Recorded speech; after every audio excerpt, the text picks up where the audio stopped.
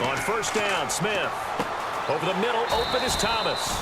And they'll bring him down here up at about the 22-yard line. They'll get a couple yards on that one, and that'll bring up second down. And certainly a key cog in this offensive wheel is Jeremy Maclin. You've just got to find ways to get him the ball, whether you put him in the slot or put him out on the perimeter. Back to throw, Smith. And this one caught by Travis Kelce. 30, past the 20. And all the way in for a Kansas City touchdown. Travis Kelce, 77 yards. And the Chiefs are going to take a first-quarter lead. And, you know, you and I praise tight ends in today's game a lot for being just like a bigger-bodied wide receiver. Boy, a play that long from that position, you just didn't used to see that as much. No, you were really just counting on the tight end position to catch the football and get what they got on the catch. And now it's the run after the catch that makes them so dangerous. Hard to bring those big guys down when they get rolling. Couldn't bring him down here, got into the end zone. Now after the touchdown, here's Santos to kick this one away. That'll be taken in the end zone. And he'll take it back to about the 19-yard line.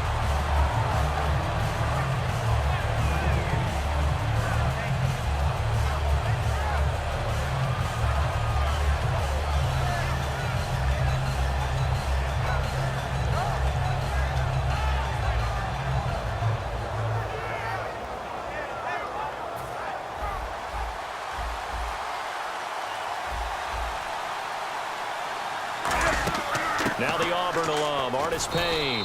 And he'll power his way up near the 25. It's a 6-yard pickup, and it gets him to 2nd and 4.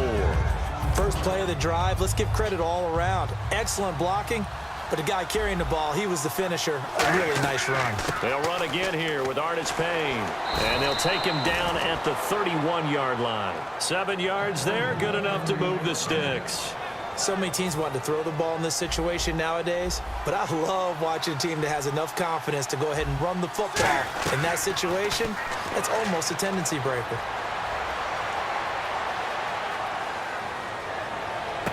Funches with a catch over the middle.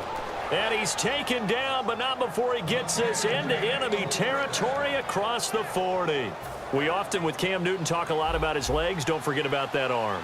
He can throw it on a rope. He can loft it. He's got the touch that's been developed throughout his career. But the big part about just watching him throw it, it seems almost effortless. Benjamin with it over the middle. Touchdown, Carolina. Kelvin Benjamin, 36 yards. And the Panthers have tied this game up. They can take the lead with the extra point. And on that one, able to catch it, also able to have the wherewithal to take it in for the score. And how about the phases of a successful catch and a completion of a play? Look the ball in, secure the catch, and then, of course, the run after the catch that ends up in the end zone. Gano now following the touchdown here to kick it away. That'll be taken in the end zone. And the decision to bring it out is going to cost him about 7 yards all told as he's taken down back shy of the 20. And now here comes Kansas City. And they're going to need another score. Got one last time, but still down here. When you're playing catch-up, every possession becomes crucial, doesn't it? It's vital. Get back out on the field, punch it in the end zone again. They know it's not easy, but what they do have going for them, they did score the last time. They think they've got a good formula working. And what about the defense? Well, now you're just saying to yourself, okay, we gave up a score last time.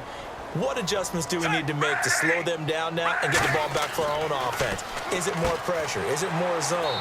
What do they have to do? They're trying to figure that out themselves. We'll see if they can figure that out right here. Give him 6 on the play, and that's going to lead to a 3rd down. Everyone's got to be able to catch the football. Doesn't matter what position you play, but if you're on offense, be aware a ball may come your way. Out of the gun, Smith, and he fires one that's intercepted. It's the Pro Bowler Luke Kuechly that picks it. So the Carolina Panthers offense trotting out there, and every time you look at their offense moving onto the field, you can't help but notice those big 6'4" and 6'5" wide receivers in Funchess and Benjamin. Monster guys, and don't forget they both weigh 230 to 240. So trying to go through them to get the ball is very difficult to do. But their timing in the preseason, their increased play is evident. It's going to make Cam Newton a better quarterback. And when you've got receivers that size, it's not an accident. Their general manager, he told me, I like big players. And now inside the red zone, the offense will operate.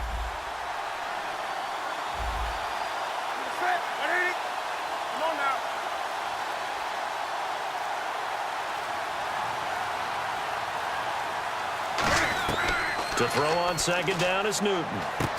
It's brought in right side by Ginn. And they'll bring him down at the 18-yard line. It'll be a pickup of just 2, and it'll be third down. Here's the lineup and a big boy in the backfield, Tolbert. It's real easy to look at him and immediately picture a bowling ball scattering pins. That's exactly what Mike Tolbert does. Nowhere to turn this time, and he goes down. Sacked back at the 29.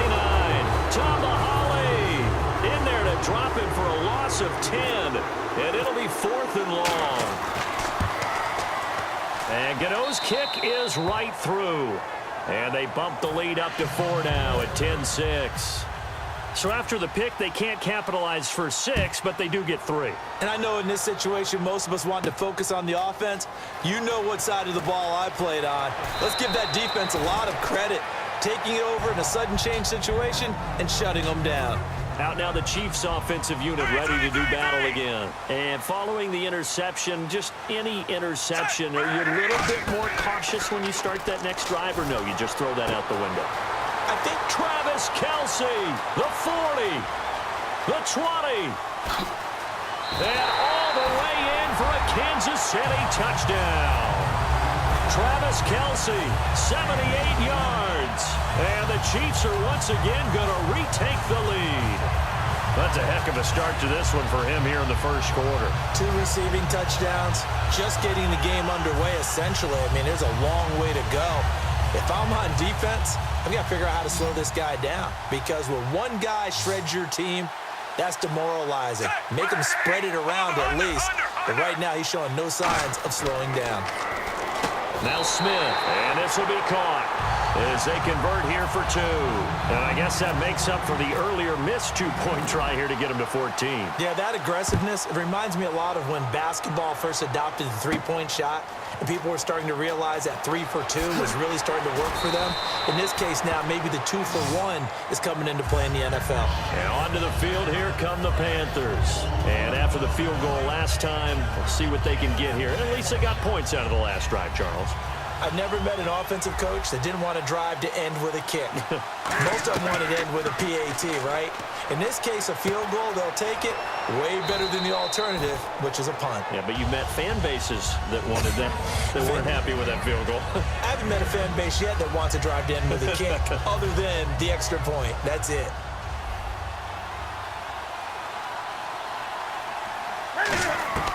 On second down, here's Newton.